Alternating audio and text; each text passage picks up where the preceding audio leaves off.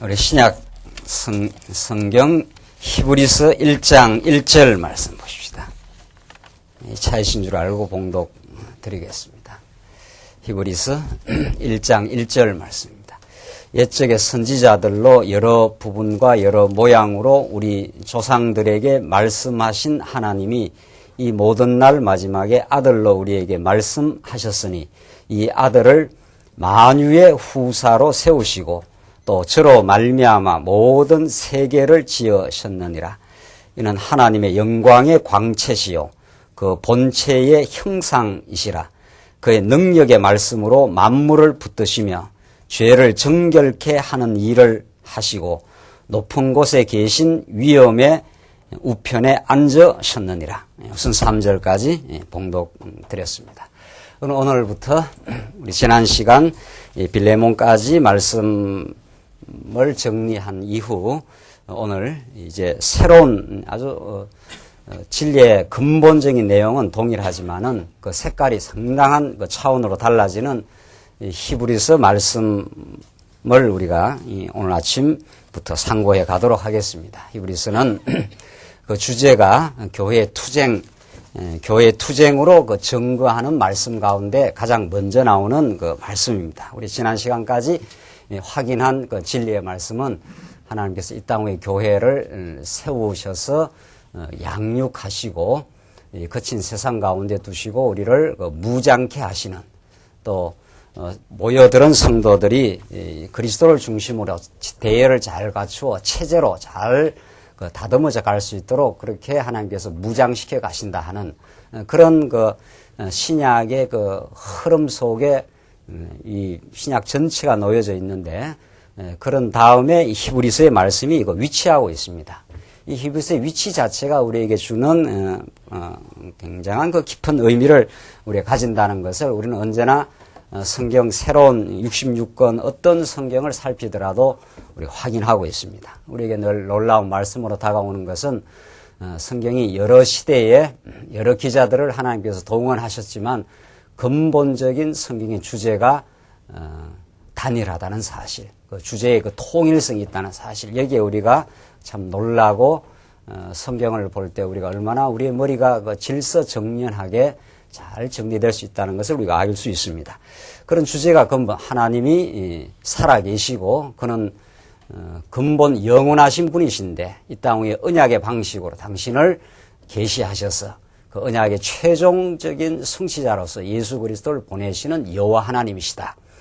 그가 살아계셔서 온 우주 만물을 장악하시고 죄를 정결케 하시고 우리 교회의 머리가 되어 주셔서 우리를 통치하시는 분이시다. 이것이 이제 성경이 가르치는 근본 주제입니다. 그런 근본 주제를 우리에게 가르쳐 줄 때 하나님은 아주 질서정연한 그 단계를 통해서 질서 있게 우리에게 가르쳐 주시는데 그것이 우리가 히브리서를 위치를 상고할 때 우리가 검토하는 말씀입니다. 하나님이 여호와시라 하는 이 근본 주제를 가르쳐 주기 위해서 예수를 그리스도로 보내시고 그가 죽으시고 부활하셔서 성령을 보내시면은 예수가 오셔서 교회의 기초를 넣으시고 성령이 오셔서 이제 교회를 설립하십니다. 설립하신 다음 어미가 자식을 양육하듯이 잘 적과 좋은 양식으로 양육하신 다음에 이제 무장케 하신다. 우리 지난 시간 빌레몬까지 공부한 내용이 그런 이제 잘 양육받은 성도들이 그리스도를 중심으로 서로 사랑하고 서로 지지해주는 아름다운 체제 무장. 이 무장이 얼마나 견고하게 된 만큼 오늘 본문에 나오는 대로 잘 이제 싸워 나가게 됩니다. 그 싸움을 최종적으로 승리의 길로 인도하신다. 이게 이제 계시록으로 이렇게 종결됩니다. 이렇게 성경 말씀이 질서정연한 하나님의 자기 계시가 이제 증거된다는 거. 이게 우리가 성경 신학이라고 하는 이 시대의 신학의 혁명을 하나님께 주신 놀라운 은혜의 선물입니다.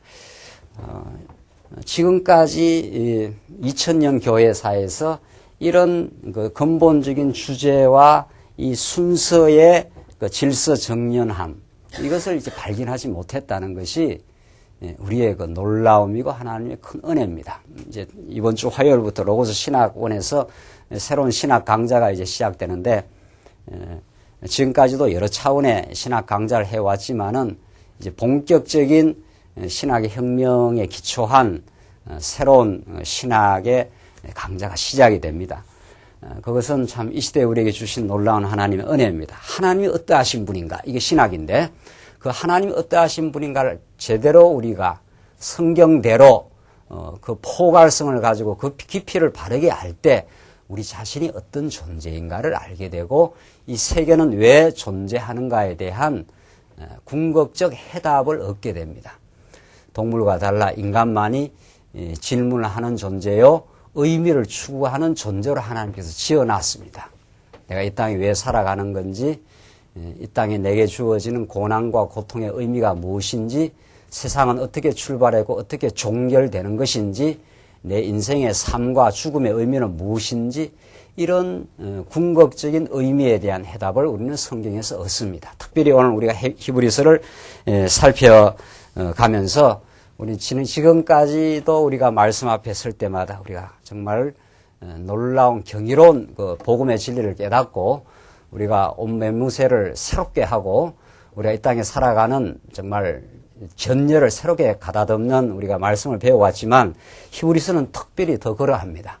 히브리서가 우리가 오늘 나온 대로 교회의 투쟁으로서의 전거입니다.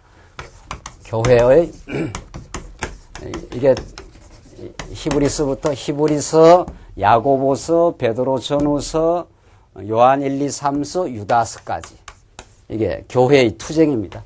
투쟁이라는 게 무엇입니까? 강력한 대적이 있다는 뜻이고 구약적으로 말한다면 하나님께서 언약의 땅으로 하나님께서 언약 백성들을 인도에 가시되 그곳에는 이스라엘 백성들을 대적하는 이스라엘 백성들이 싸워가야 되는 강력한 그 대적들이 포진되어 있습니다. 가나안 7족속들 그리고 들어가서도 그 배후에 블레셋, 아람, 애굽 궁극적으로 대적이 되는 바벨론 이런 그 아주 강력한 그 대적들을 포진시켜 놓고 하나님께서 그들과 잘 싸워가도록 하나님께서 인도해 가시는 여호와 하나님 그런 그 진리가 구약에 전개되듯이 신약도 마찬가지입니다. 오늘 이제 이런 교회의 그 투쟁으로 전거되는 이 히브리서를 우리가 배우게 되면은 우리가 훨씬 이제 정말 그 아름다운 긴장감이 넘치고 우리의 삶 속에서 세속주의와 유대주의와 적그리스도와 잘 싸워갈 수 있도록 하나님께서 우리를 무장시켜가는 것이 히브리서부터 유다서입니다. 특별히 오늘 히브리서 말씀은 그 가운데 첫 번째 유대주의와의 투쟁입니다. 유대주의를 경계하는 그 진리, 유대주의를 경계함으로 복음으로 오신 예수가 어떤 분인가를 새롭게 가르쳐 줍니다. 그러니까 투쟁의 대상을 우리가 의식하고 이 히브리서를 또 우리가 오늘의 우리의 신앙적 삶을 돌아본다는 것은 굉장히 중요하다는 거죠. 내가 어떤 지금 대적들 가운데 놓여있다는 것을 의식하지 못하고 신앙생활할 때 나른해지고 세속적인 쾌락에 침잠해 들어가고 그러므로 말미암아 대적들에게 포획당합니다. 대적들에게 포획당해서 질질 끌려다니는 노예의 삶을 사는 거죠. 그러니까 이기느냐 지느냐의 싸움 그런 아주 치열한 전쟁 가운데 하나님께서 이 세상에 두시고 우리 하여금 승리 생활을 구가하게 하는 거죠. 지금 중앙일보에 그 백선엽 장군입니까? 6.25 그 전쟁사를 그것이 올라와 가지고 굉장히 그 센세이션을 일으키고 많은 사람들이 본다고 합니다. 저도 잠깐 그것을 보면서 전쟁이 얼마나 치열하고 밀리느냐 밀고 올라가느냐 죽느냐 사느냐 이런 거 아니에요. 그렇죠? 중공군이 쳐들어와서 몇 번 밀려가고 또 다시 반전이 일어나고 똑같습니다. 그런 6.25 동란 가운데 엄청난 많은 사람들이 죽고 다시 수도가 회복이 되고 다시 북진까지 올라갔다가 다시 밀려 내려오는 이런 아주 치열한 이 땅 위의 전쟁은 일반 계시입니다. 그것은 우리의 영적 전쟁의 치열성을 보여주는 말씀입니다. 여러분 어떠합니까? 여러분의 삶의 현장은 지금도 오늘 이렇게 말씀을 듣고 교제하고 우리가 새 힘을 얻고 삶의 현장으로 돌아가면 거기에 치열한 영적 전쟁이 이루어집니다. 자, 오늘 우리 히브리서는 유대주의와의 그 투쟁의 말씀인데, 그렇다면 유대주의는 무엇인가? 이것을 우리가 알아야 이 히브리서의 말씀이 잘 이해되지 않겠어요? 우선 히브리서는 약 68년경쯤 주 70년 로마 티투스 장군에 의해서 예루살렘 성이 완전히 초토화되고 붕괴되기 직전에 이 본문이 기록되어졌다 하는 것이 대략적인 학자들의 정설입니다. 누가 기록했는지는 정확하게 이 본문이 가르쳐주지는 않습니다. 본문이 아마 바울일 것이다 이런 거 추측이지, 우리에게 중요한 건 바울이든지 또 혹시 또 아니든지 상관없습니다. 하나님께서 어떤 익명의 기자를 사용했고, 중요한 것은 이 히브리서가 우리에게 가르쳐주는 심오하고 아주 투쟁적이고 놀라운, 정말 우리로 승리로 이끌어가는 복음의 진리가 우리에게 들어있다. 이것이 중요합니다. 이런 그 히브리서는 방금 말씀드린 대로 이제 유대주의와의 싸움입니다. 그 당대로 봐서, 자, 성경 말씀은 언제나 그 시대의 역사적 그 정황, 이걸 역사적 해석이라고 그러지 않습니까? 그 역사적 정황 속에서 이 본문의 말씀이 1차 독자에게 주어진 것입니다. 그렇죠? 히브리서 기자가 쓸 때는 그 당시에 어떤 이 편지를 받는 1차적인 독자가 있습니다. 1차적인 독자가 처해 있는 그 역사적 정황이 있죠. 그렇죠? 그걸 우리가 잘 이해를 하고 그 역사적 정황을 넘어서는 보편적 진리가 담겨 있습니다. 그러니까 성경은 정말 그 기가 막힌 하나님의 그 말씀인데, 왜 그 정말 기가 막힌 말씀인가 하면은 그 시대의 역사적인 정황을 그대로 하나님께 사용하신다는 겁니다. 그 시대의 역사적인 정황을 사용할 뿐 아니라 그것이 오고 오는 보편적 시대의 보편 진리를 우리에게 가르쳐 준다. 이렇게 되어 있단 말이죠. 오늘 그 현대 사상은 보편 진리를 부정합니다. 절대 진리 혹은 보편 진리를 부정하고 모든 진리 주장은 역사적인 시대의 산물일 뿐이다. 이런 거예요. 그러니까 오늘 21세기를 살아가는, 오늘 우리가 21세기를 살아가는 이 시점에 어떤 주장도 이 시대의 산물일 뿐이다. 이런 거예요. 무슨 말인지 이해가 가시죠? 그렇기 때문에 그 절대성이 담보될 수 없다.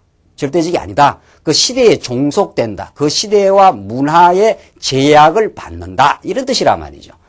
그러나 성경은 그렇지 않습니다. 성경은 그 시대의 역사적 정황을 잘 알고 있되 이 역사를 지배하시는 하나님에 대한 진리이기 때문에, 하나님은 역사 혹은 시간을 초월하시는 하나님이시기 때문에 그 초월자이신 하나님이 역사 가운데 찾아오셔서 절대적인 진리를 드러내셔요. 이걸 계시 진리라.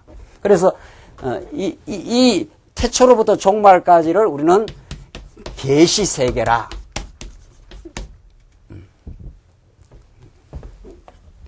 계시 세계라 이렇게 말한단 말이죠. 그러니까 하나님은 이 역사적 정황, 아브라함의 역사, 그렇죠? 다윗의 역사, 예수 그리스도 시대의 역사, 이 역사를 하나님께서 다 사용을 하시죠. 그렇죠? 그 시대를 사용하지만 성경 진리는 한 시대의 역사에 머무는 것이 아니라 한 시대의 역사가 그 후에 성취된다는 거죠. 그래서 한 시대의 진리가 구속되질 않습니다. 묶여있지 않아요. 한 시대의 어떤 언약의 방식으로 두기 그 다음 시대에 이루어져 버리는 거죠. 그래서 그 한 시대를 초월한 그 다음 시대의 성취 사건을 통해서 하나님이 살아계신다. 이런 걸 보여주는 거죠. 그렇죠? 그러니까 지금 현대 사상가들이 모든 인간이 깨닫는 진리나 어떤 주장은 영원하지 않다. 절대적이 않다. 천만의 말씀. 그건 세속적인 사상들이 그렇지, 성경은 오늘 이 히브리서 말씀도 구약의 언약을 근거로 하고 있습니다. 이 놀라운 거예요. 그렇죠? 그래서 구약의 어떤 역사적인 시점에서 하나님께서 아브라함과 언약을 맺고 모세와 언약을 맺고 다윗과 언약을 맺은 것들이 예수 안에서 최종적 성취를 보여준다. 이렇게 함으로 영원한 하나님의 자기의 능력과 존재를 이제 보여주는 거예요. 특별히 이제 유대주의를 배격하기 위한 그 포커스를 가지고 보여주는 거예요. 무슨 말인지 아시겠죠? 그러니까 성경은 역사적인 정황 속에 기록은 되지만 그것이 이미 이전 역사에서 예언된 사건이요, 언약된 사건의 성취 사건을 보여주기 때문에 어떤 역사의 한 시점에 구속되질 않습니다. 그러니까 보편 진리가 되는 거죠. 절대적인 진리가 되는 거죠. 성경이. 그래서 우리가 언약과 성취라는 거대한 이 틀을 우리가 의식하지 못하면 언제나 성경이 파편화돼 버려요. 그래서 옛날에 우리가 성경 배울 때 히브리서를 공부한다 하면 뭐 히브리서 전체를 배워본 적도 잘 없고, 여러분들은 어떤지 모르겠어요. 저는 그전에 고등학교 때 교회를 다니고 이렇게 다녔어도 언제나 성경을 파편적으로 들었기 때문에 성경의 이 언약과 성취의 이 거대한 흐름을 통해서 하나님의 자기 계시에 이런 말씀을 들어본 적이 없어요. 그렇기 때문에 내 자신을 정립할 길이 없는 거예요. 그리고 역사가 어느 방향으로 흘러간다는 역사 의식을 가질 수가 없어요. 거짓된 자아상, 역사 의식에 대한 몽롱함, 그래서 세속주의에 이리 휘둘리고 저리 휘둘림, 이런 삶이 우리 옛날의 과거의 삶이에요. 저의 삶이었어요. 몽롱한 거예요. 뭐가 어떻게 되는지, 내 자신이 어떤 존재인지를 알 길이 없는 거예요. 그러나 히브리서가 말하는 이런 예수님 당대의 예수님이 도대체 어떠하신 분인가, 예수의 신분의 우월성을 구약 계시를 그림자로 해서 이제 히브리서가 이제 전개를 한단 말이죠. 그래서 이 역사적인 정황 속에 기록되어 있지만 그 의미는 역사를 초월하는 하나님의 살아계심을, 영원히 존재하시는 그분을 구약의 언약의 방식으로 보여주고 예수에게 최종적 성취가 이루어졌다는 걸 보여주는데, 자, 그래서 이 당시의 역사적 정황이 어떤가를 이해해야 이 유대주의라는 이 히브리서에서 유대주의를 해가야 하도록 그렇게 주신 말씀을 이해할 수 있는 거죠. 유대주의가 어떤 겁니까? 자, 유대주의는 우리가 사도행전이라든가 복음서를 잘 살펴보면은 예수님을 언제나 대적한 세력이 바리새인이죠. 그렇죠? 바리새인과 서기관, 또 사두개인, 이런 자들 아닙니까? 이 자들이 어떤 자들인가 하면 유대교 전통을 주장하는 유대주의자들입니다. 그들은 구약의 모세 율법을 아주 중시하고, 이 아브라함, 모세, 다윗, 이것이 우리가 구약을 이해하는 3대 중요한 인물 아닙니까? 이 유대주의자들은, 예수님 당시 유대주의자들은 특별히 모세 언약을 강조하되, 모세 언약이 예수님에 대한 언약의 말씀이라, 이런 신학적인 전망을 잃어버리고 모세 언약을 지금 지켜야 되는 규범으로 본 거죠. 그게 율법주의 아닙니까?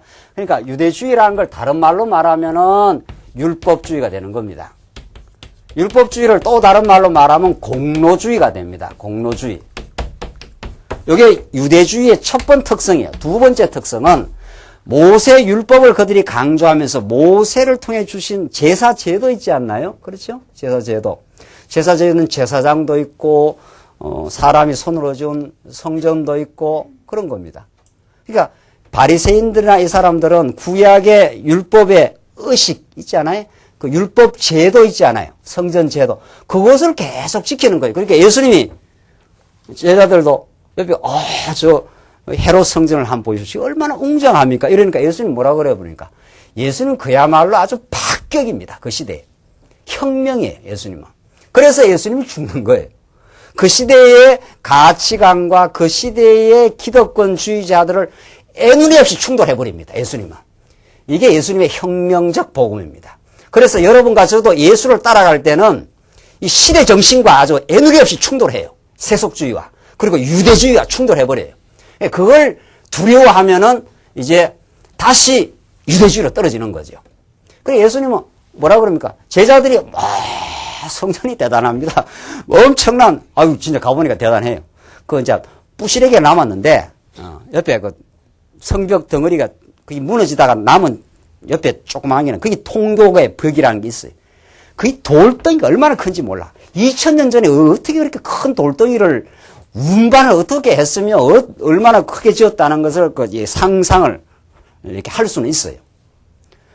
그러니까 2000년 전이니까 보십시오. 2000년 같으면 우리나라로 2000년 같으면 이게 미개한 시대 아닙니까? 삼국 시대도 이전 아니에요. 근데 얼마나 성전이 큰지 몰라. 그러니까 그 성전 제도를 그 시대에 2000년 전 예수님 시대의 그 제자들도 그랬고 바리새인들도 그렇고 다 성전이 대단한 거예요. 보이는 성전이. 그 예수님한테도 예수님에게 말씀을 듣고 따라다니면서도 제자들은 아직도 예수님이 성전보다 더 큰 이가 왔다 하는데도 예수님 보니까 성전보다 크지도 않거든요. 뭐 예수님 그냥 인간이지 뭐 그냥 그러니까 예수님이 내가 성전보다 더 큰 자다 이렇게 이미 막 선포를 하고 다니잖아요. 그때 성전은 예수는 신령한 성전, 우주를 발등상으로 삼는 성전 이런 뜻이란 말이죠. 이 어마어마한 이야기가 지금 예수님의 입에서 터져 나오는데도 제자들은 그걸 깨닫지를 못해. 그러니까 예수님한테 뭐를 보여주는 거예요? 이 헤롯 성전 이거 휘황찬란하지 않습니까? 자, 강남이 2,100억을 지어서 이제 예배당을 짓는답니다, 지금. 강남에서. 그런데 사람들이 다 녹아나는 거예요. 2,100억을 들었던 20억 100천을, 20억 만불을 들였던 그게 뭔 상관이 있나요? 하나님은 예수를 이 땅에 우주를 발등상으로 해서 위대한 하나님의 거룩한 성전을 보이지 않는 성전을 우주를 통치하시는 예수를 이 땅에 보내줘 버렸는데 좀 크면 어떻고 작으면 어떻고 그게 주제야. 그게 주제. 그러니까 근본적인 그 진리와 하나님의 살아계심, 하나님의 위대하심에 대한 이 신학적 진리, 이 성경적 진리 없이는 인간은 다 그만한 겁니다. 그러니까 예수님을 따라다녀도 제자들은 몰라가지고 저 성전 보십시오. 그러니까 예수님 뭐라 그럽니까? 예수님 발언은 너무도 놀라워요. 너희들이 그렇게 중시하고 그 시대 정신으로서는 그 성전이 막 대단한 가치가 있는 줄 아는데 예수님 뭐라 그럽니까? 저거? 예. 돌 위에 돌 하나 남지 않고 헐어버려라. 헐어버린다, 저거. 돌 위에 돌 하나가 남지 않으니까 이게 박살이 나버린다, 이런 거죠. 예. IT가 무너져도 그래도 뭐가 좀 이렇게 남아나 있지 않나, 그래도. 너무도 비참해, IT는. 하나님이 한번 흔들어버리면은 인류의 문명이라는 것이 그냥 제로로 돌아가 버립니다. 하나님 지금 조금 흔들었어요. 지금 우리에게 보여주려고. 조금 더 흔들어버리면은 그냥 보이는 우주가 다 사라져 버립니다. 우리는 그런 하나님을 믿습니다. 그렇죠?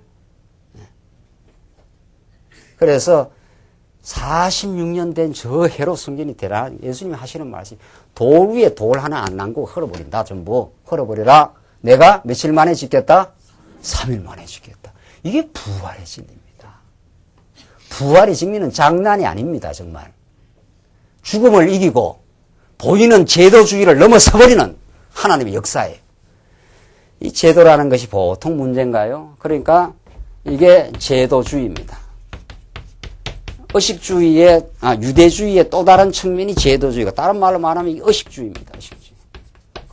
그러니까 유대주의는 이런 특징을 가집니다. 이게 모세율법을 잘못 해석한 겁니다. 모세율법을 예수 그리스도 살아계신 모세 언약의 성취자로 오신 그 살아계신 하나님, 성전의 참 주인이 되시고 죄를 정결케 하신 그 하나님의 아들로 오신 예수를 모르면은 인간은 모세율법을 자기가 지키는 줄 알아. 그래서 공로를 세워, 바리새인들이. 그래서 공로 얻는 사람들은 언제나 정죄해. 자기가 의롭다고 착각을 하고. 그렇죠? 그게 멀지 않습니다. 여러분과 저의 깊은 내면 속에서 멀지 않다는 사실입니다. 두 번째, 제도주의란 말이죠. 제도주의는 보이는 의식과 보이는 형식을 갖춰놓으면 인간들이 주눅을 들어. 그 앞에. 저 성전이 대단하지 않습니까? 예수님은 지금 내가 성전보다 더 큰 자로 왔다고 지금 선포하는데도 그걸 못 알아들어. 보이는 뭐 대단한 게 나타나면 확 넘어가는 거예요. 그러니까 베드로 성장이 먹히는 거예요. 먹힌다고. 중세 천년을 종결시키는 그 중세 천년의 그 미몽의 걸작품인 그 베드로 성당에 수많은 사람들이 피땀 흘려서 짓는다고. 왜? 거기에 뭐 하나님이 계시는 줄 아니까. 이게 인간 의식의 허약성이에요. 진리를 깨닫지 못하는 인간의 허약성이에요. 그걸 사단이 잘 이용을 하지요, 또. 그러니까 사단은 유대주의를 통해서 인간을 갖고 놀아요. 뭘로? 너 공로 있지 않아? 이렇게 부추기면 다 넘어간다는 거예요. 다. 이 교회 시작할 때 누가 시작한 줄 알아? 하면서 그거 부추기면 다 넘어간다는 거예요. 그리고 교회를 그럴듯하게 꾸며놓고 멋있게 제도를 만들고 그 제도적 권위를 이용하면은 힘이 된다는 거예요. 제도는 언제나 폭력화돼요. 잘못된 제도는. 그래서 제도는 권력화되고 다른 사람을 지배하는 힘이 돼요. 언제나. 그래서 우리가 지난 시간 빌레몬스를 확인한 대로 여러분과 저는 제도의 종이 아니에요. 제도 위에 있어요. 우리는. 제도를 만들어가는 사람이에요. 진리가 우리의 삶을 변화시키면 삶이 변화되어 가는 사람은 제도를 만들어가는 사람이에요. 이렇게 해볼까요? 저렇게 해볼까요? 우리가 수요 기도를 이렇게 모일까요? 저렇게 모일까요? 성도대학 이렇게 만들어 볼까요? 더 좋은 우리의 성장을 위해서 자꾸 만들어가는 거예요. 예, 자꾸 성장되면 우리의 내면의 성장되면 제도도 더 아름다운 제도로 바뀌어요. 우리는 제도가 꼭 필요해요. 인간은 제도 없이 못 삽니다. 가정이라는 울타리가 우리를 평안케 합니다. 교회라는 울타리, 이 제도가 우리를 평안케 해요. 그러나 그 안에 언제나 진리와 생명의 말씀이 역사하자면 제도는 점점 딱딱해져. 그렇죠? 딱딱해지면 그것이 권력화됩니다. 언제나. 그게 2000년 교회사에서 반복되어 왔습니다. 언제나. 그래서 말씀운동은 처음 출발할 때부터 말씀운동은 신학의 대중화. 모든 성도가 하나님의 말씀을 제대로 알아야 돼요. 제대로 알지 못하면 언제나 교회는 썩 세월이 가면 변하게 돼 있어요. 제도를 주장하는 사람들이 썩 나타나게 돼 있다고요. 그리고 제도를 악용하는 사람이 나타나게 돼 있어요. 제도의 권위가 붙기 시작해요. 언제나 그렇습니다. 그게 여러분과 저에서 멀지 않습니다. 그래서 율법적 혹은 공로주의가 우리를 언제나 파고 들어옵니다. 그리고 제도적 의식주의를 썩 만들어 놓으면 그것이 굉장히 힘이 되는 것 같아요. 제가 하도 그런 것들을 경계하기 위해서 제가 성찬도 잘 안 하지 않습니까? 그걸 해놓으면은 자꾸 목사한테 종속이 돼요. 예수님 당시에 성찬은 이렇게 떡 띠갖고 이렇게 미고 이런 거 아니에요. 전혀. 이거는 완전히 가톨릭이 만든 제도예요. 어디 목사가 떡을 띠 미겨줘. 신부는 그러니까 성도들이 오면은 그 영성체를 신부가 딱 먹여줘야 그 사람이 예수의 생명을 먹는 거예요. 성경에 그런 제도가 어디 있습니까? 어디 성경에 그런 제도가 있냐 말이에요. 성경에. 그러니까 모든 성도들은 신부가 영성체, 우리를 말하면서 성경에 성찬이라는 말도 없어. 성경에 뭔 성찬이 있어. 예찬이지 그냥 예수님하고 그냥 식사를 같이 나누면서 식사 자리에서 복음을 방편으로 설명한 것 뿐이에요. 향유를 뿌리는 것도 복음의 방편으로 설명해요. 예수님은 날아가는 새도 복음의 방편으로 설명했을 뿐이에요. 복음을 가르쳐 줬지 예수님 무슨 껍데기 제도를 만들어가고 그러니까 너들은 내가 먹이는 이 떡을 안 먹으면 너 생명 없어 이 말이에요. 그러니까 신부한테 다 굽신굽신 하는 거지 뭐. 굽신 정도가 아니지. 신부한테 고해성사를 하지 않나요? 이 말이나 되는 소리냐 말이죠. 이 거짓들 말이죠. 근데 지금 가톨릭이나 개신교나 비스무리하게. 왜? 성도들이 몽롱하니까. 진리를 모르니까. 여러분들 어느 교회에서 오신 분들 많잖아요, 여기. 그 인간에게 다 종속이 되는 거예요. 인간이 그럴듯하게 만들어 놓고 위압감을 갖고 있으면 인간은 다 약합니다. 살기 힘들고요. 위기가 찾아오고요, 우리 삶 속에. 그러니까 어디다가 좀 의지를 해야 되지 않겠느냐는 거예요. 그리고 우리는 살아계신 하나님께 의지하며 사는 건데, 하나님에 대한 신학적 진리, 하나님이 잘 안 깨달아지면 인간은 율법의 종로로 또 하고 제도의 종로로 또 하는 겁니다. 여기서 깨어나는 거죠. 말씀운동 여기서 번쩍 깨어난 운동이에요. 근데 시간이 가면요, 말씀운동도 시간이 가면 그쪽으로 자꾸 간다니까요. 이 말씀에 새로운 공급을 받지 않으면은 은근하게 제도적 권위를 이용한다든가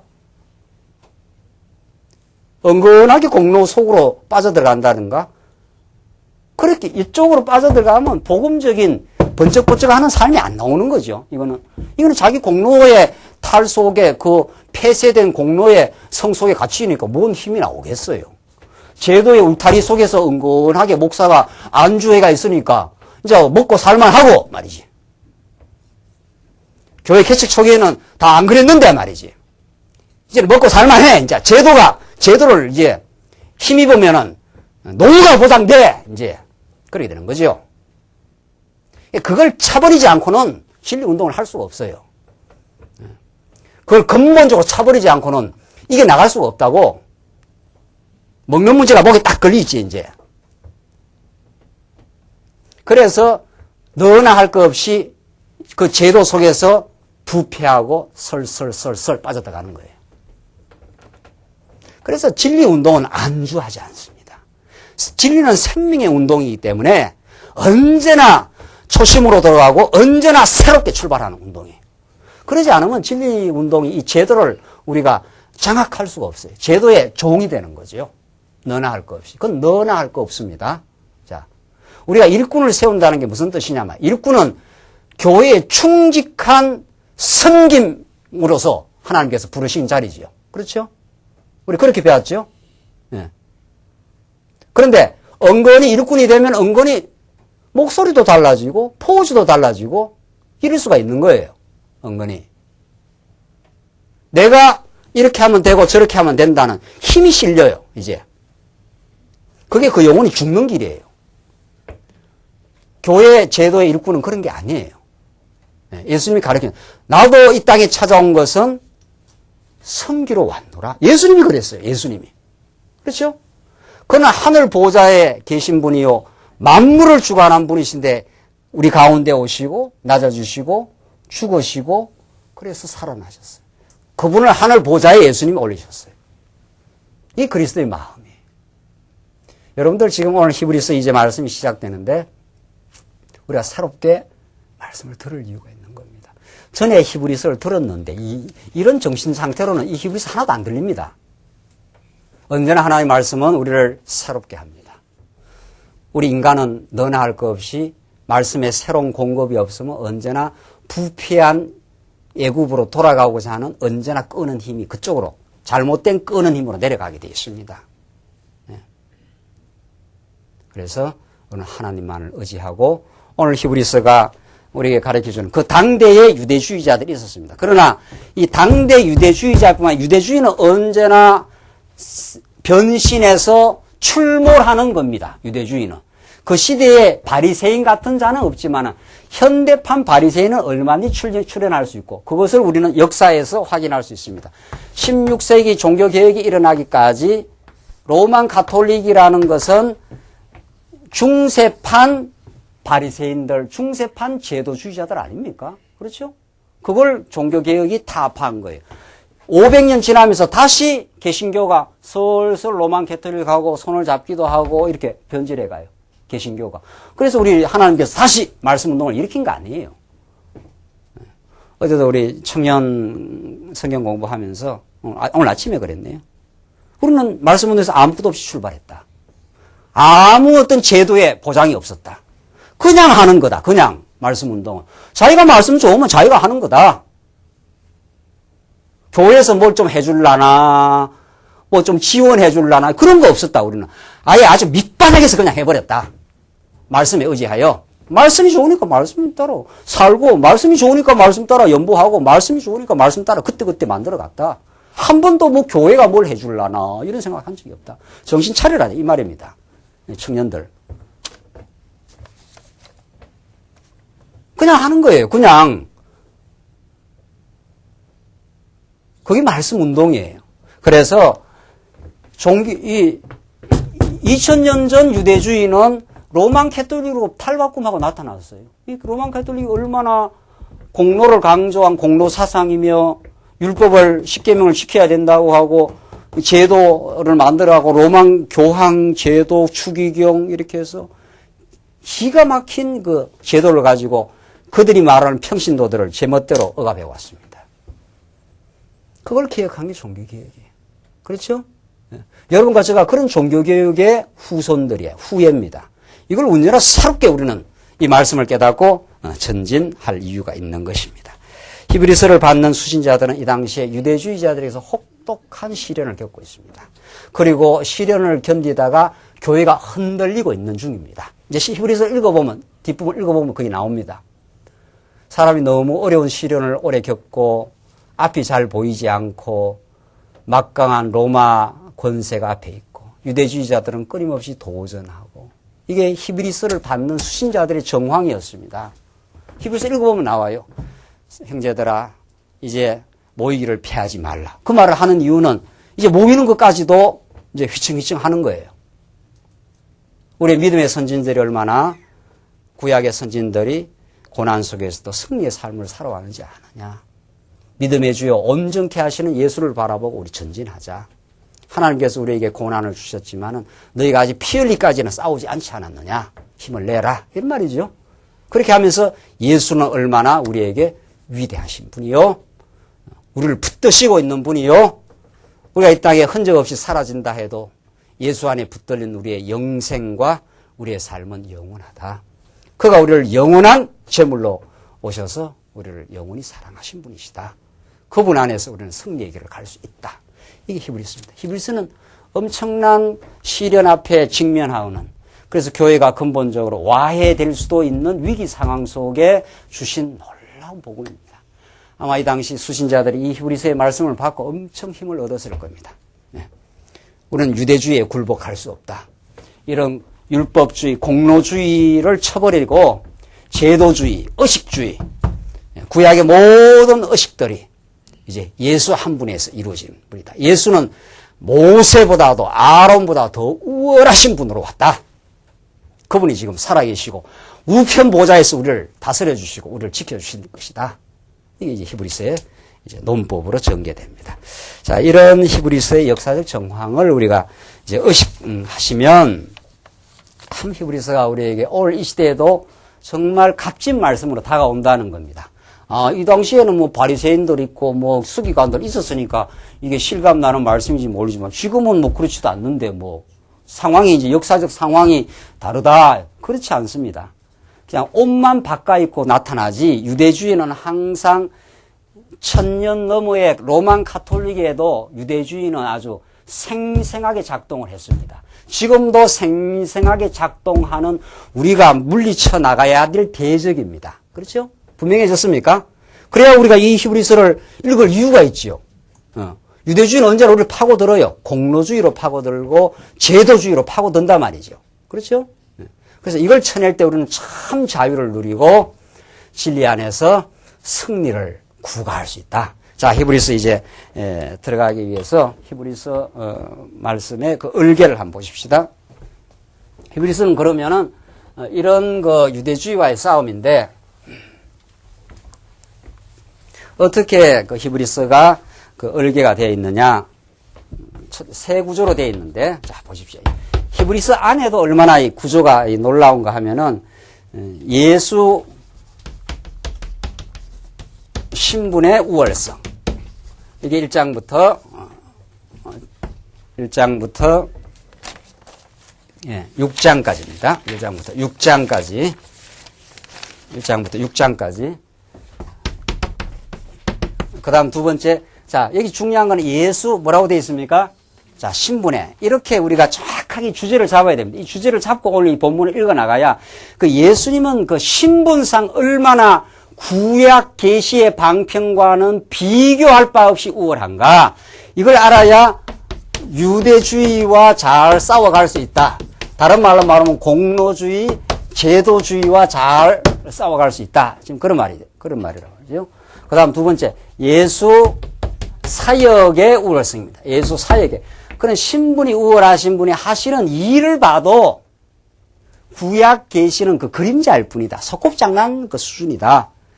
구약에는 그냥 시청각적으로, 그림자적으로 보여주려고 뭐 성전 요거 지어놓고 뭐 양 잡아서 제사장이 무슨 옷 입고 이렇게 나가는 그런 형식을 취한 것 뿐이다. 예수님의 사역은 그런 거하고 다르다. 하늘의 제사장으로 이 땅에 오시고 그 놀랍고 신령한 사역으로 당신 스스로가 십자가에 죽으셔서 영원한 사역을 이루신 분이다. 단번에 드린 바 되신 분이다. 세 번째, 그렇게 그런 예수님의 신분과 사역을 우리가 알 때 우리 신약적 이 신앙이 얼마나 우월한가. 이게 마지막에 나오는 말씀입니다. 이렇게 히브리서가 아주 논리적으로 아주 막 숨이 일관한 논리를 따라서 그렇게 전개됩니다. 그러니까 이런 히브리서의 말씀을 어떻게 조금 띄가지고 이렇게 읽겠어요. 그러니까 우리가 옛날에 성경을 공부한 건 참 지금 생각하면 기가 막히고 그런 걸 코가 막힌다 그럽니다. 그러니까 옛날에는 히브리서를 봐도 뭐 여기 조금 저기 조금 뭐 그러니까 그건 공부라고 할 수가 없지요. 진리 공부라고 할 수가 없는 거예요. 지금 이래요. 생각해보면. 그것도 지금 양식이라고 먹고 있는 사람들이 얼마나 많습니까? 그러니까. 그렇죠? 그러니까 우리가 이 널리 들어서 이제 이렇게 세게 안 쳐도 되는데 말이죠. 세게 친다고 되는 것도 아니더라고요. 제가 막 열낸다고 되는 것도 아니다. 하나님이 깨닫게 하시고 하나님이 새로운 차원을 열어주셔야 돼요. 성경 전체의 주제와 흐름, 히브리서만 해도 이렇게 논리 정리나 예수의 신분이 도대체 어떤 분이냐, 예수는. 신분이라는 건 도대체 예수가 어떤 분이냐, 얼마나 위대한 분이냐, 이걸 알아야 우리 인생이 정리될 거 아니에요? 그가 하시는 사역이 얼마나 놀라운가. 여기에 대한 체계적인 진리가 히브리서에서 쫙 전개된다 말이에요. 그렇죠? 그런 분을 알면 우리 신앙이 얼마나 담대해지고 이런 껍데기, 자기 공로에 절절절절 매가지고 내가 이만큼 했는데 하는 그 공로와 그 안주, 그런 나른한 신앙생활, 이 제도의 울타리에 떡 갇혀갖고 말이죠. 제도를 하나님께서 활용하라고 만들어가라고 복음을 위해서 쓰라고 주신 제도인데 제도에 오히려 갇혀가지고 전전긍긍하는 신앙생활이라면 얼마나 그게 참 이 말씀운동에 와서 그게 가련합니까? 말씀운동은 이걸 넘어서 버리는 건데 성경이 전체 진리를 통해서 그렇잖아요. 참 말씀운동 여러분들 이 말씀운동이 정말 우리 자신에게 생명이 되고 살아있는 말씀이 되고 우리 삶을 운동시키는 정말 그런 우리는 말씀이 되는 걸 바라죠. 오늘 히브리서가 히브리서 이거 하면 또 언제 하겠어요? 이 특강이 아니라 히브리서 지금 이렇게 하고 이게 또 한 바퀴 돌고 하려면은 제가 한 60이나 넘어야 되지 않겠나요? 65세는 한 10년 만에 돌아오는 것 같아요. 지금 막 부지런히 가르쳐도 제가 55세니까 65세 때 하면 지금보다 빌빌할지도 모르지 않나요? 지금 이번에 들어야 돼요. 이번에 확실하고 분명하게 말이죠. 펄펄 살아있을 때 지금. 이 직강을 듣는 게 보통 중요한 게 아니에요. 인터넷에서 듣는 건 2차예요, 2차. 해외에 있는 성도들 좀 미안하지만. 그래도 해외는 그래도 괜찮아. 해외는 지금 막 싫어하는 거 직접 나가잖아, 지금. 막 그림은 조금만 해도 지금 중요한 건 간절한 마음이에요. 이번에 히브리서를 우리가 제대로 공부하고 나면 펄펄 힘이 납니다, 정말. 옛날에는 성경 몇 귀절 듣고도 막 예수 믿는다고 막 새벽기도 쫓아다니고 뭐도 하고 이랬는데 이 그냥 원둥치 말씀을 듣고 그렇게 살 수 있겠냐 말이죠. 정말 우리가 제대로 말씀 들으면 정말 마음에 평화가 오고 이 거친 세상 아닙니까? 정말 위험한 세상입니다. 어려움도 많고요. 이걸 헤쳐나가기 위해서 우리가 말씀의 공급이 안 받고 어떻게 되겠어요? 자, 히브리서 1장 보십시다. 히브리서 이제 예수 신분의 그 우월성을 가르쳐 주기 위해서 예수 신분의 우월성이 어떻게 전개되는가 하면은 첫째는 천사보다 우월하다. 두 번째는 모세보다 우월하다. 세 번째 아론보다 우월하다. 이게 이 시대에 그 당시에 살아가는 유대주의자들에게는 아주 중요한 인물이요 존재들입니다. 그 당시에 천사 숭배 사상 이런 게 많았고 모세는 이 당시 유대주의자들한테는 모세는 영웅이에요. 근데 우리는 모세를 영웅으로 안 보거든요. 하나님이 쓰신 한 중요한 아름다운 도구였죠. 또 우리의 신앙의 선진이고 그렇죠. 그런데 이 유대주의자들은 우리는 예수가 진정한 영웅 아닙니까? 영웅이라는 표현을 또 쓰기도 힘들지만 그 사람들이 쓰는 표현을 쓴다면 예수야말로 우리의 존재를 존재케 하시고 우리가 영원히 닮아가고 싶은 정말 그런 분 아닙니까? 그분 안에서 자유가 있고 그런데 유대주의자들은 천사가 대단하고 이 로만 카톨릭에서도 아직도 천사 숭배 사상이 있어요. 이 조각 만들어갖고 말이죠. 모세가 대단해요. 그리고 아론이 대단해요. 아론은 이제 제사장이니까 말이죠. 이 제사장주의자들, 이 바리새인들, 서기관들, 이 사람들은 다 구약 제사를 그걸 계속 유지하겠다는 거예요.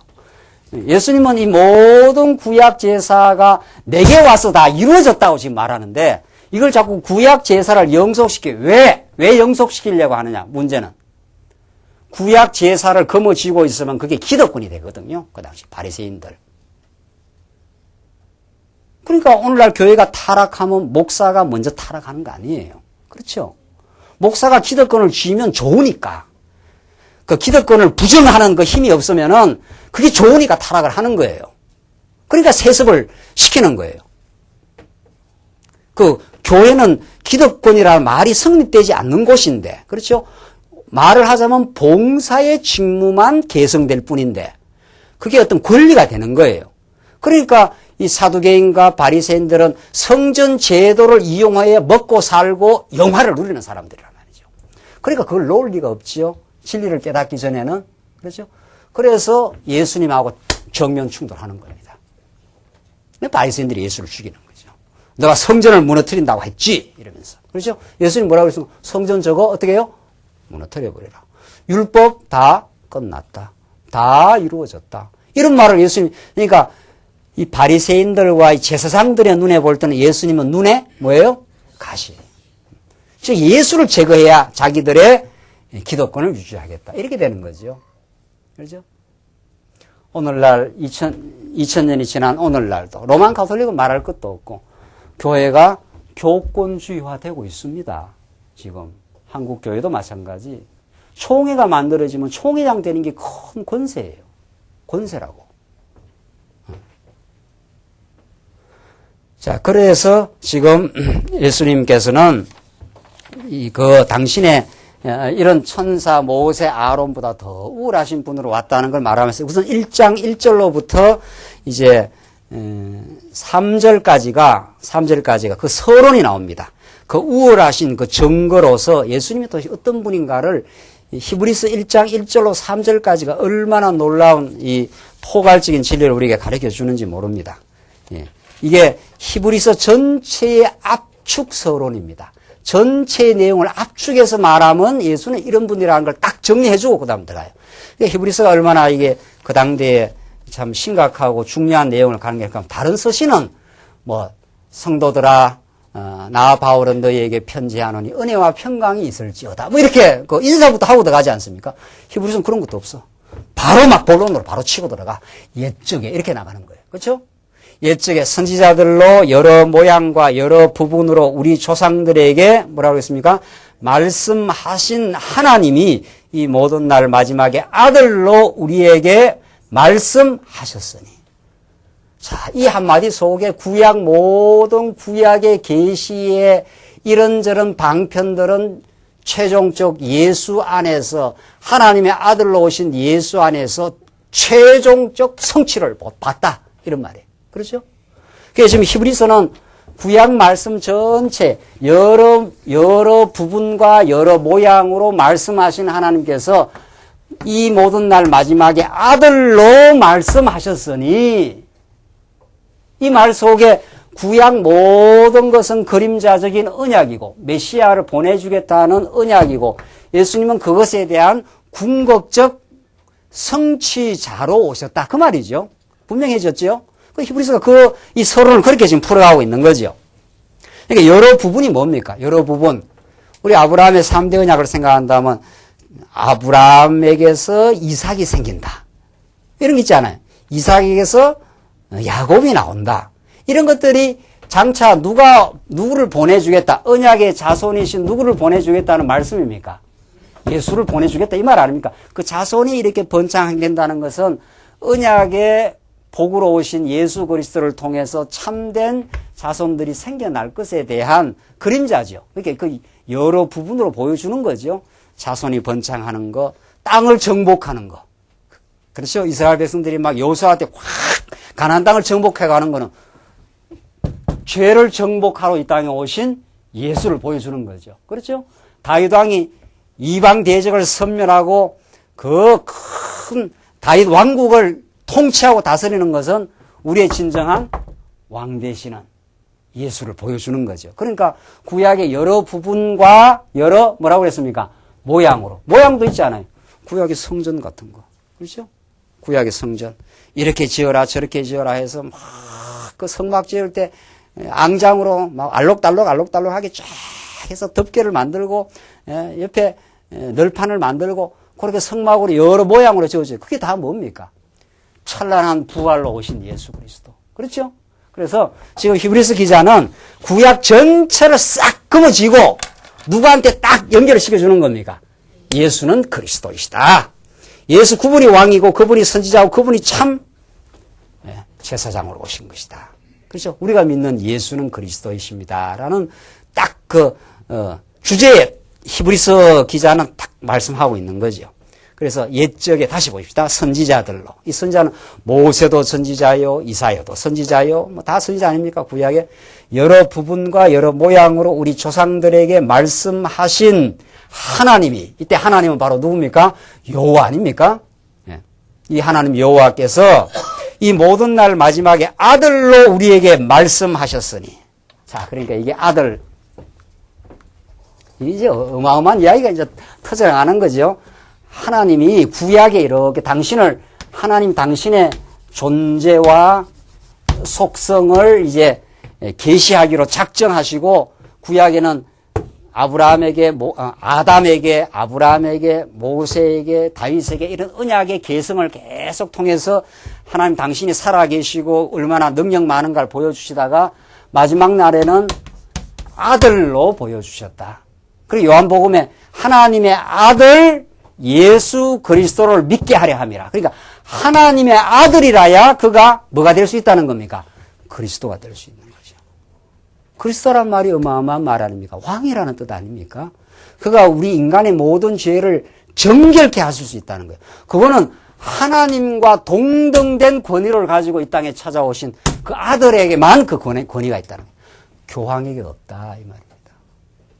교황이 죄를 사해준다고 죄가 사해주고, 교황이 안 사해주면 안 사해주고, 교황이 떡띠 갖고 먹이면은 이게 생명이 되고 안 주면 안 돼요. 그런 거 없다 이 말입니다. 그런 걸 최고의 미신이라 그런 겁니다. 그렇죠? 로마 가톨릭 미신이에요. 그 미신 앞에 가갖고 지금 꾸벅꾸벅 하고 있는 거예요. 그 흉내를 지금 개신교도 지금 솔솔솔솔 내고 있어, 이제 솔솔. 냄새를 풍겨. 우리 개혁주의자들은, 우리 16세기 종교개혁자들은 얼마나 강렬했는지 모릅니다. 그것이 16세기에 구라파 문명을 만들어내버립니다. 저 제도주의를 철폐해버렸을 때. 아들로 오셨다. 그러니까 구약의 모든 여러 모양과 여러 부분으로, 뭐 구약의 성전이니 무슨 뭐니 이거 다 끝났다는 거예요. 딱 예수, 당신의 하나님의 권위와 능력을 가지고 이 땅에 오신 아들로. 근데 그 아들이 어떤 아들인가? 그걸 하나하나 설명하는데 이 신학적인 명제들이 이 히브리서가 말하는 명제들이 어마어마한 이야기를 하는 겁니다. 뭐라 그러면 그 아들을 만유의 뭐라고 그랬습니까? 후사로. 만유가 뭡니까? 만유가. 이거 어마어마한 이야기 아닙니까? 우리가 지금 이렇게 히브리서의 말씀을 들으면서 이야, 참 성경이 어마어마한 이야기를 하고 있구나. 그래서 우리가 로고스 성도 대학을 진짜 뭐라고 그러는 겁니까? 로고스 성도 대학이라야 뭐다? 진짜 대학이라는 말이 이게 허풍을 떠는 게 아니에요. 만유의 상속자, 만유를 다 물려받은 자다 이 말입니다. 만유라는 게 뭡니까? 만유.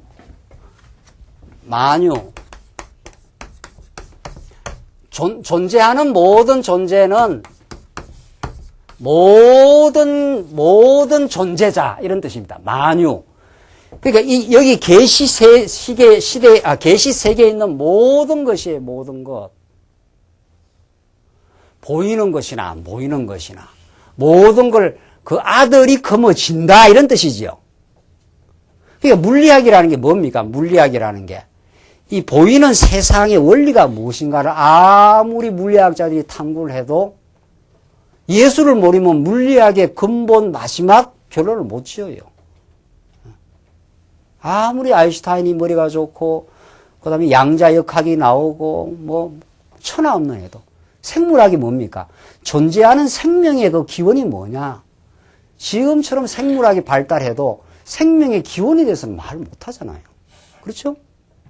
그런데 만유를 쥐고 있는 분이 하나님이 보내신 아들이다 이 말이에요. 만유의 후사 상속자니까 이 만유를 아버지로부터 물려받고 통치하시는 왕이다 이런 말 아닙니까? 이게 생명의 근원도 예수요. 이 우주 만물의 통치를 지금 만물이 지금 은하계가 움직이고 하는 이 모든 것을 하나님의 아들이 지금 쥐고 움직여 나간다. 이런 뜻이란 말이죠. 이번에 이제 로스 신학원에서 기독교와 과학 이런 강좌가 나가지 않아서 여기 신문에 이제 다 났는데 기독교 인문학 이런 것 강좌가 나가요. 그게 지금 새로운 이제 성경신학이 30년 동안 여기까지 오면서 이론적 체계를 구축했고 새로운 학문의 어떤 구축 이게 지금 시작되는 거예요. 지금. 그렇죠? 그러니까 여러분과 제가 참 히브리서 이런 말씀을 들으면서 야 우리가 믿는 예수가 정말 어마어마한 분이구나. 그분의 통치와 그분의 보호 속에 우리 존재하는구나. 이걸 깨닫는 게 중요하죠. 그 다음 그래서 만유의 후사로 세우시고 저로 말미암아 모든 세계를 지으셨느니라. 모든 세계. 세계라는 것이 한자로 쓰면 이런 거 아니에요. 이게 시간을 말하고 이게 경계가 이 공간을 말하는 겁니다. 시간과 공간이 있는 모든 것이에요. 이게 세하는 것이 이 시간을 의미하고 계하는 게 경계해가지고 이게 공간을 말. 그러니까 이 모든 철학자들 시간이 뭐냐, 공간이 뭐냐 이런 것들이 다 그 사람들의 근본 질문들이에요. 그게 답 안 떨어집니다. 어거스틴이 시간에 대해서 아는 것 같아 생각을 하면 시간에 대해서 모른다는 거예요. 어거스틴이 그 유명한 말을 했습니다. 여러분 시간이 뭡니까? 똑딱똑딱 하는 게 시간입니까? 어떨 때는 시간이 빨리 지나가고 어떨 때는 시간이 고통을 받을 때는 시간이 아주 더디게 지나가는 것 같고 그 시간이 뭔지 모릅니다. 우리가. 그런데 하나님을 알면 알아요. 하나님이 시작과 끝을 이렇게 정해놓고 섭리하는 분이에요. 시작과 끝을 정해놨으니까 과정은 어떻게 했습니까? 과정은 또 우리가 마음대로 하죠. 끝을 딱 정해놨기 때문에 이 끝이 되려면 과정도 다 그 코스를 향해서 이렇게 가게 되어 있습니다. 이 종말론적 어떤 목표를 향해서 쫙 가게 되어 있어요. 그 가운데 우리 모든 인생이 그렇게 지금 착착착착 살아가고 있어요. 지난주에 우리 그 노예사 하나 권사님이 돌아가셔갖고 지방에 다녀왔습니다. 얼마 전까지 살아계셨어요. 지금 사라져 버렸어요. 육신적으로. 그 사라진 게 아니에요. 장로님도 우시고 좀 빨리 돌아가셨죠? 그럼 우리가 빨리 돌아가셨다는 표현도 이것도 또 틀렸어. 아, 이거 취소. 57세니까. 우리가 볼 때 빨리 돌아가시니까 하나님 보실 때는 돌아가시도록 하나님께서 작정하시고, 이제 그만큼 살아서 하나님과 교회를 위해서 진리를 깨닫고 살았으니까, 이제 내가 영원한 안식으로, 낙원으로 데려갔다가, 영원한 천국이 예수님 오실 때 영원한 천국으로. 이렇게 이제 하나님 작정해 놓은 거예요. 여러분과 저의 삶을 그렇게 다 만유를 쥐고 계시는 그분이 우리 시작과 끝에 이 시간 아닙니까? 시간을 쥐고 계신 그 하나님이 세계를 지금 지었다는 거예요. 그런 분이 우리의 인생을 주관하고 계신다. 자, 이제 마지막으로 정리를 하면은 그런데 이는 3절 하나님의 영광의 광채시요 그 본체의 형상이시라. 이거 보십시오. 하나님의 영광이 이렇게 비치는 것이라 이런 뜻입니다. 하나님의 영광이 무엇이냐? 이게 우리 성경의 근본 주제 아닙니까? 우리 종교개혁자들이 모든 것에게 하나님에게 영광, 하나님에게만 영광이 있기를 이렇게 했는데 그 영광이라는 말이 뭐예요? 이게 그 존재와 속성, 그 전부를 포괄하는 말을 하나님의 영광이라는 그 언어를 쓴 겁니다, 성경은. 하나님의 존재 자체가 이 우주를 다 창조하시고 그의 능력과 전능하심과 5대 속성이 있지 않나요? 그렇죠? 그가 능력이 있어서 우리 인생을 붙들고 있고 그가 참 신실하시고 자비하신 분이시다. 우리한테. 그게 하나님의 영광이. 그런 하나님이 원래 영광스러운 분인데 그 영광의 광채로 오셔가지고 우리한테 계시의 궁극자로 오셨다. 우리가 알려주려고 오셨다. 광채라는 건 비치는 거니까. 그렇죠?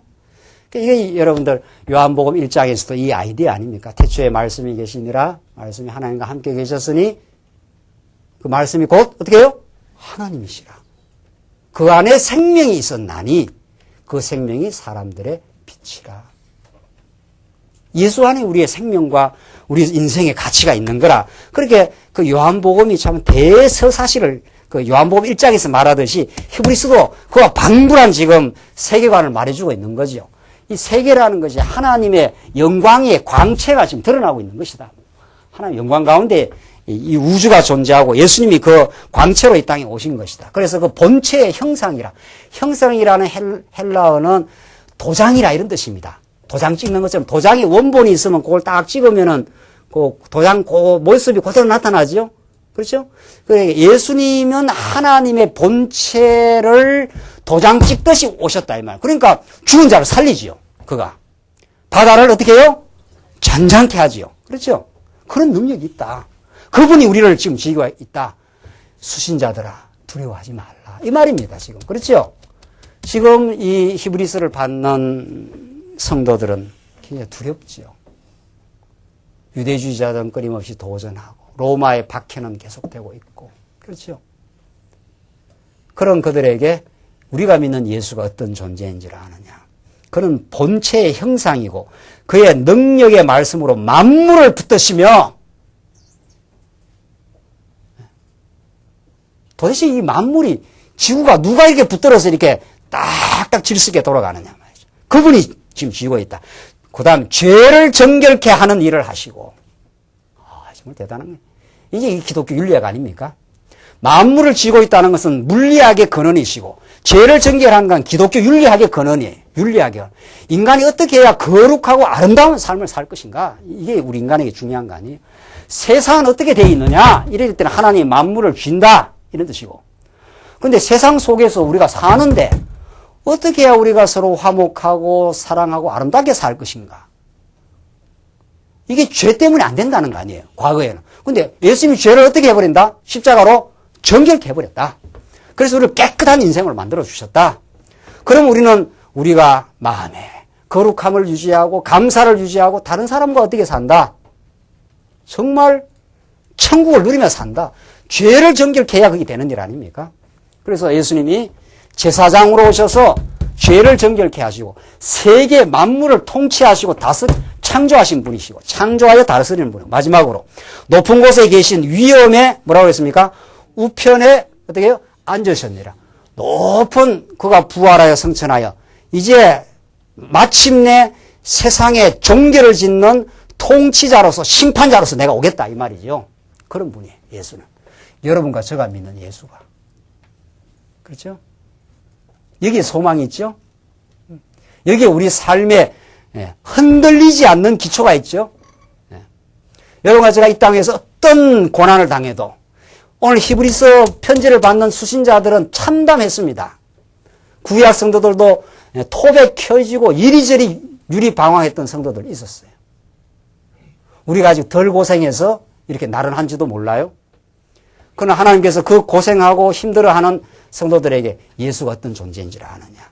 그분은 살아계시고 만물을 지고 우리의 모든 죄를 정결케 해버린 분이다. 그리하여 그가 다시 오시고야 마신다. 그분 안에 우리 인생의 목표가 있고 그분으로 말미암아 우리는 새로운 삶을 살 수 있다. 힘내라. 이 말이죠. 우리는 함께 예수와 전진해 갈 수 있는 놀라운 분이 우리와 함께 계신다. 이런 놀라운 예수의 신분에 대해서 히브리서는 서론적으로 가르쳐 주고 있습니다. 이 말씀 들으시고 여러분과 제가 믿는 예수가 얼마나 놀랍고 위대하신 분인가. 그분 때문에 여러분과 제가 살며 기동하며 고난받으며 삶의 가치를 우리가 확보한 인생입니다. 승리하시기 바랍니다. 기도하십시다. 자비하신 하나님 아버지 은혜를 감사합니다. 하나님께서 영광의 광채로 그 능력의 실현자로 이 땅에 오셔서 우리를 극진하게 사랑해 주셔서 감사합니다. 우리가 이제 이 히브리서의 말씀을 잘 깨닫고 참으로 승리생활하게 하시옵소서. 어떤 제도도 정말 우리가 하나님을 지켜가는 제도로 사용하고 이제 공로주의가 아니라 하나님의 은혜에 사무치는 정말 뜨거운 우리 인생 되게 하시옵소서. 예수님 이름으로 기도합니다. 아멘.